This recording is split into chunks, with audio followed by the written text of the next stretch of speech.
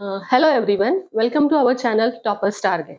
जैसा कि आप सब लोग जानते हैं कि हमारे चैनल पे एमआरएस एग्जाम के लिए प्रिपरेशन के लिए बायोलॉजी और केमिस्ट्री की क्लासेस ऑलरेडी शुरू हो चुकी हैं। आज से हम स्टार्ट करने वाले हैं फिजिक्स, और फिजिक्स में आज हम सबसे पहले लेंगे चैप्टर साउंड। जैसे कि हम लोग जानते हैं कि हमारे आजू बाजू में हम कई तरह की साउंड सुनते हैं, लेकिन ऐसा नहीं है कि जो हम सुनते हैं बस उतनी ही आवाजें हमारे आसपास है। हमारे आसपास उसके अलावा भी आवाजें हैं।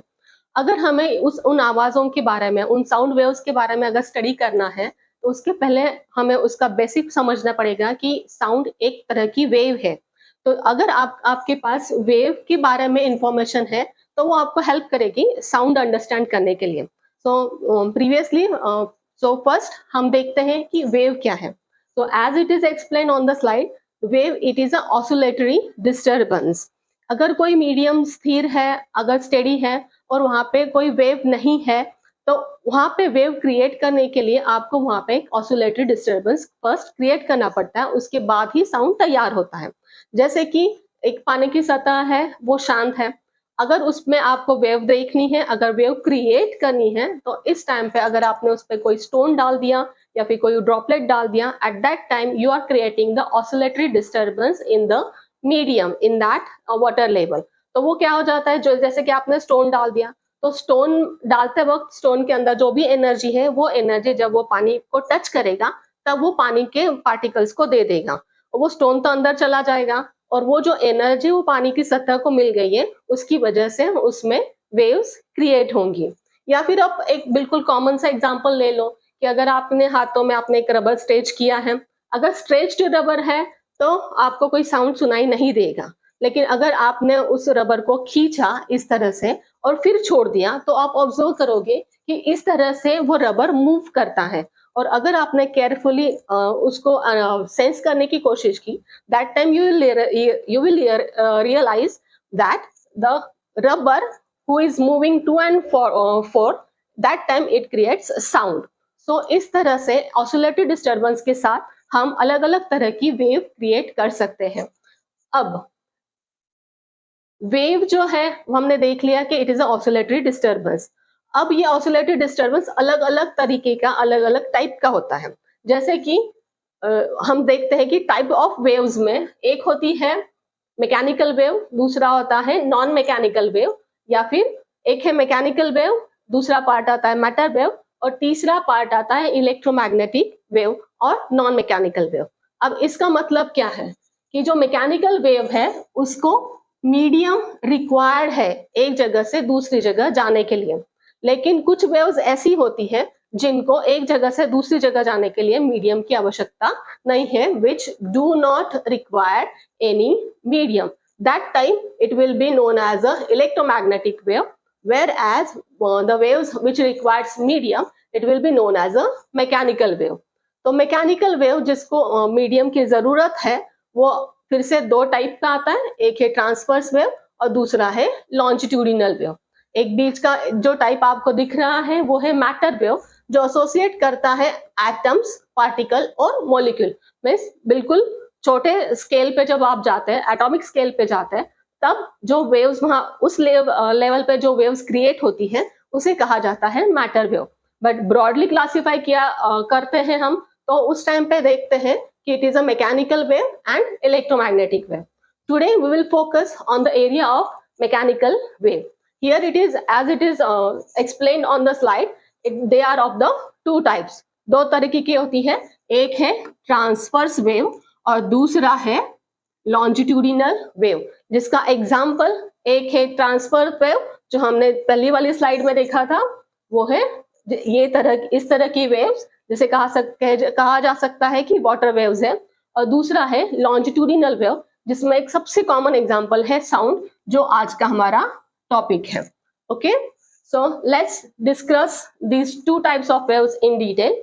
सो first we will see what is the meaning of transverse wave. तो ट्रांसवर्स वेव समझने के लिए हम एक सिंपल सा एग्जांपल लेते हैं कि एक सरफेस है, एक रिजिड सरफेस है, यहाँ पे मैंने एक रोप को बांध दिया और उसका दूसरा एंड जो है वो मैंने अपने हाथ में पकड़ लिया। अब ऐसे केस में अगर मैं स्ट्रेट पकड़ती हूँ तो आपका रोप इस तरह से स्ट्रेट होगा। अगर मैं इस रोप में कुछ मूवमेंट्स देती हूँ, मतलब यहाँ का जो पार्टिकल है इसको मैं यहाँ का जो पार्टिकल है इसको मैं अगर अप एंड डाउन मूवमेंट में मूव करती हूँ तो आपको इस तरह की वेव्स वो रोप में दिखाई देंगी। ये जो वेव का पैटर्न आपको दिखाई दे रहा है, इस तरह की वेव को कहा जाता है ट्रांसवर्स वेव। इन विच, मतलब ट्रांसवर्स वेव कौन सी वेव होंगी? In which the medium moves right angle to the direction of the wave. वही मैं यहाँ पे एक्सप्लेन कर दूं तो जिस तरह से मैं रोप मूव करती हूँ, that time my wave will travel in this direction. So my direction of propagation is a straightward, but the moment of particle, that is the moment of hand, is in the perpendicular direction. So this is how we observe a 90-degree or exactly right angle between the propagation direction and the particle moment or the medium particle moment. So this type of wave where the angle is right angle will be known as a transverse wave. हमने एक example तो देख लिया था, water waves. So here in this wave the highest point will be known as a crest and the lowest point, नीचे का जो point होगा, this will be known as a trough. Accordingly it will be explain based upon the crest position and the trough position.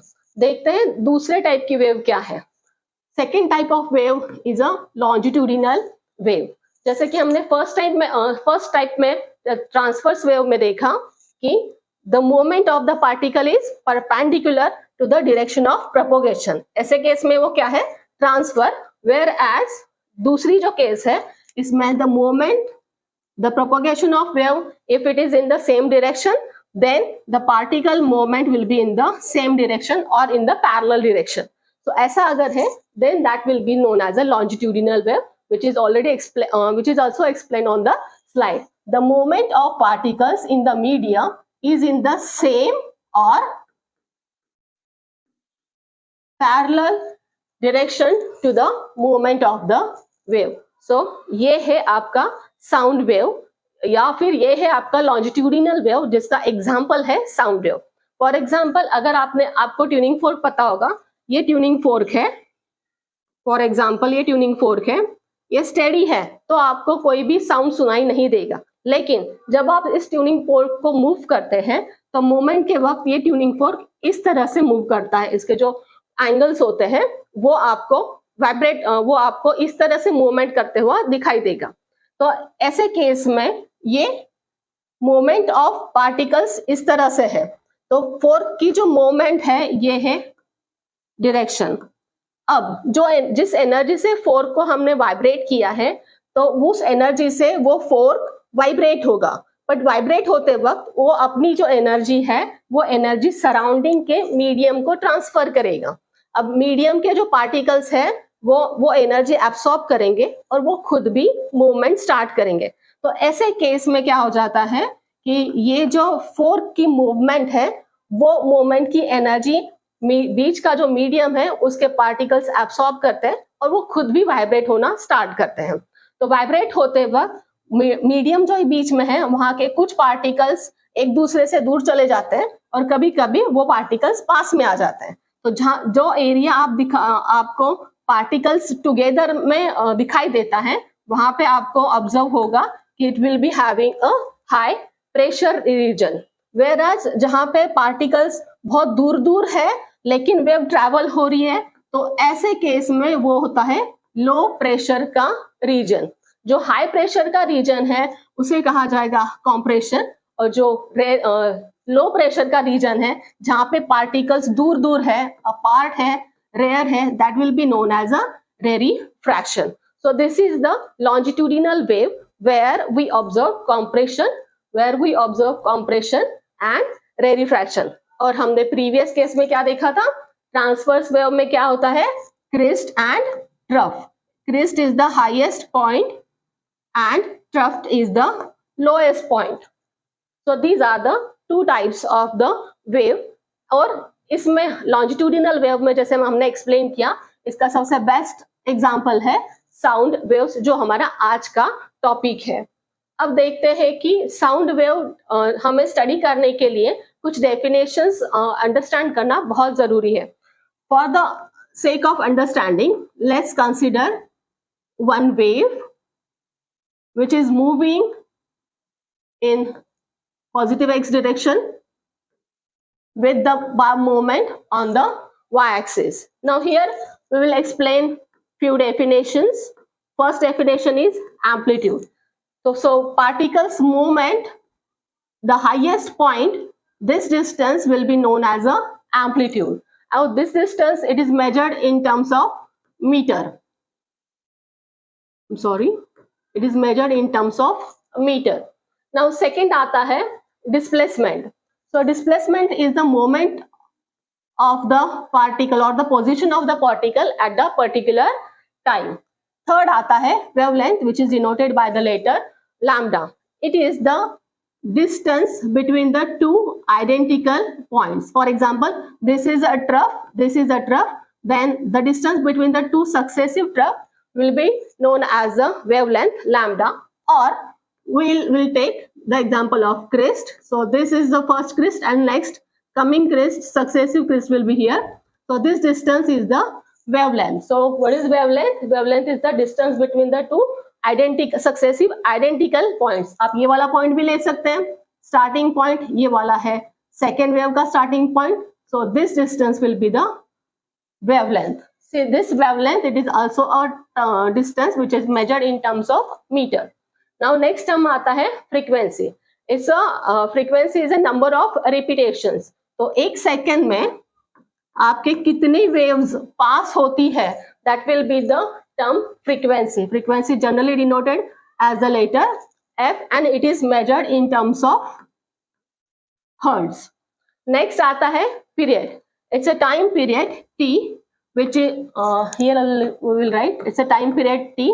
It is measured in terms of second and it is the time which is required for one wave. So one wave पास होने के लिए या फिर one wavelength इतना distance cover करने के लिए जितना टाइम आपको लगेगा, that will be known as a period. It will be denoted as a capital T and it is measured in terms of the second. अब आता है वेलोसिटी. वेलोसिटी मतलब क्या? Speed. It is a distance upon time. कितनी speed से आपका wave travel कर रहा है वो होगा आपका वेलोसिटी. तो यहाँ पे एक रिलेशन है वेलोसिटी वेवलेंथ और फ्रीक्वेंसी के बीच में, और वो रिलेशन है velocity is equal to frequency into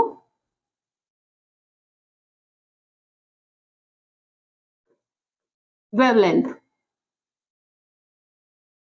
तो V is equal to frequency into wavelength lambda. ये जो रिलेशन है, इस रिलेशन पे आपको कुछ छोटे छोटे न्यूमेरिकल्स आ सकते हैं जिसमें आपको ध्यान रखना पड़ेगा कि ये फ्रीक्वेंसी है, ये हर्ट्ज में होनी चाहिए, जो आपका वेवलेंथ है वो मीटर्स में होगा और वेलोसिटी आपकी मीटर्स पर सेकेंड में होगी.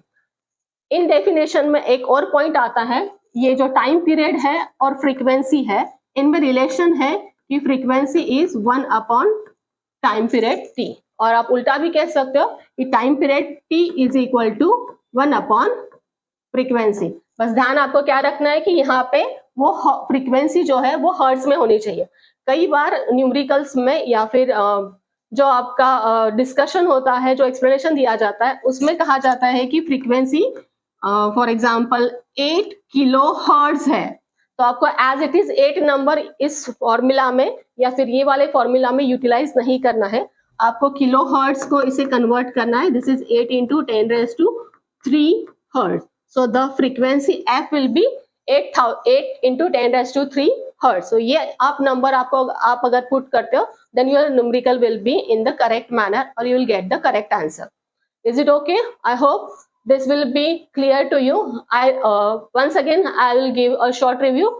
What is wavelength? Wavelength is the distance between the two identical parts. What is frequency? It is the number of repetitions within the 1 second. What is time period? Time period is the time required to travel for the one wave. Velocity, it is the speed of the wave. and the relation between velocity, frequency and wavelength is velocity is equal to frequency into wavelength. आपको ध्यान में क्या रखना है कि it should be always, frequency should be always in terms of hertz आपको put करनी है न्यूमेरिकल में, तो ही आपका न्यूमेरिकल करेक्ट आंसर देगा. नेक्स्ट आता है कि प्रोपोगेशन ऑफ साउंड, की साउंड अगर क्रिएट भी किया तो साउंड एक जगह से दूसरी जगह पे किस तरह से मूव होता है, that is propagation of the sound waves. तो प्रोपोगेशन ऑफ साउंड वेव्स में हम देखेंगे कि जहां पे हम साउंड क्रिएट करते हैं, फॉर एग्जांपल हम पहले का ही एग्जांपल लेते हैं या फिर आप ये दूसरा एग्जांपल भी देख सकते हो. फर्स्ट एग्जांपल में हमने देखा था ट्यूनिंग फोर्क, सेकेंड एग्जांपल में हमने जस्ट एक स्पीकर आपके लिए आपके अंडरस्टैंडिंग के लिए रखा है. तो यहाँ पे ट्यूनिंग फोर्क जब वाइब्रेट होता है तो वो अपनी एनर्जी सराउंडिंग मीडियम को पास करता है. सो जब ऑब्जेक्ट वाइब्रेट होता है तो उसके सराउंडिंग का मीडियम भी वाइब्रेट होता है. वाइब्रेट होता है मतलब क्या कि जो ऑब्जेक्ट आपने मूव किया है उसकी जो एनर्जी है वो सराउंडिंग के मीडियम को दी जाती है. तो सराउंडिंग के जो मीडियम के पार्टिकल्स है वो पार्टिकल वो एनर्जी एब्सॉर्ब करते हैं और उस हिसाब से जो गेन्ड एनर्जी होगी, एब्सॉर्ब एनर्जी है, उस हिसाब से वो वाइब्रेट होते हैं. तो यहाँ पे जो पार्टिकल है वो बस अपनी जगह पे वाइब्रेट होगा, वो एक्चुअली एक जगह से दूसरी जगह पे मूव नहीं होगा. तो जैसे कि एक पार्टिकल है ट्यूनिंग फोर्क के पास में, वो वाला पार्टिकल पहले एनर्जी एब्सॉर्ब करेगा और वो दूसरे वाले पार्टिकल को अपनी एनर्जी फिर से ट्रांसफर करेगा. मीन्स ट्यूनिंग फोर्क से एक पार्टिकल ने एनर्जी ली, वो अपने पास नेबरिंग पार्टिकल को एनर्जी ट्रांसफर करेगा and the process goes on till the sound reaches to the ear or till that sound waves reaches to the next end. So this is how the sound gets propagated, where you have to understand only 2 points, that when the object vibrates, surrounding medium vibrates, and in the medium the energy is transformed from one particle to the another particle without, this word is important, without actual movement of the particle. So here we as I explained already, this is the rarefaction where we can observe particles are far away from each other. So it's a low pressure region. This region is the compression, where pressure on the particle is high. So we will observe the particles are in the dense manner, are in the are very close to each other. अब एक standard constants है कि जैसे कि speed of light हमें पता है कि 3 × 10⁸ मीटर्स पर सेकेंड है, वैसे ही नॉर्मली जो हम ऑडिबल साउंड के बारे में बात कर रहे हैं वहां पे साउंड वेव की जो वेलोसिटी है वो है 344 मीटर्स पर सेकेंड. तो ये कांस्टेंट आपको न्यूमेरिकल सॉल्व करने के लिए जरूरी है. जैसे कि आपने देखा कि लाइट की जो स्पीड है, जो वेलोसिटी है वो 3 × 10⁸ मीटर्स पर सेकेंड है और साउंड की उसके कंपैरिजन में बहुत कम है.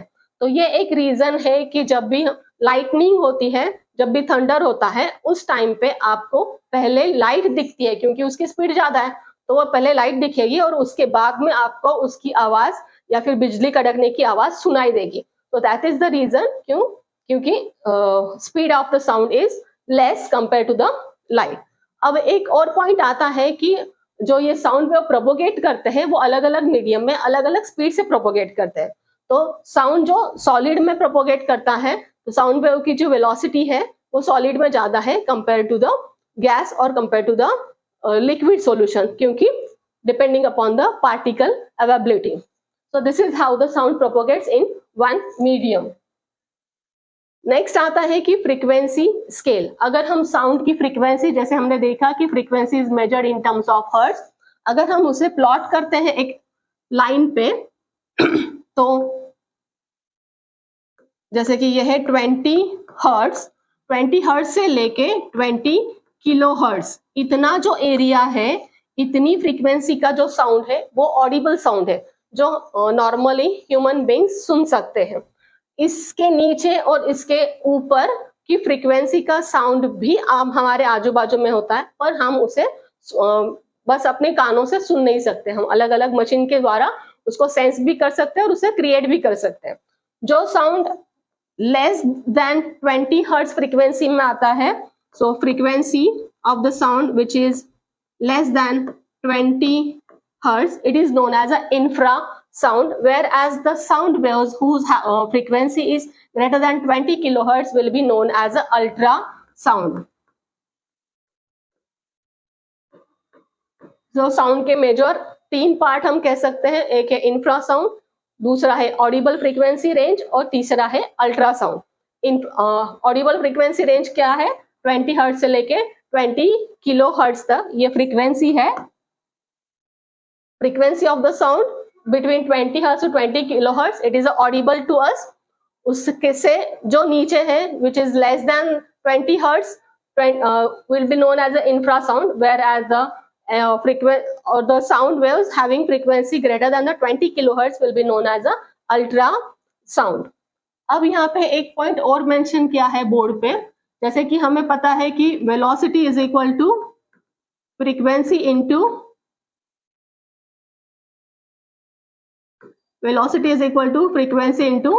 वेवलेंथ।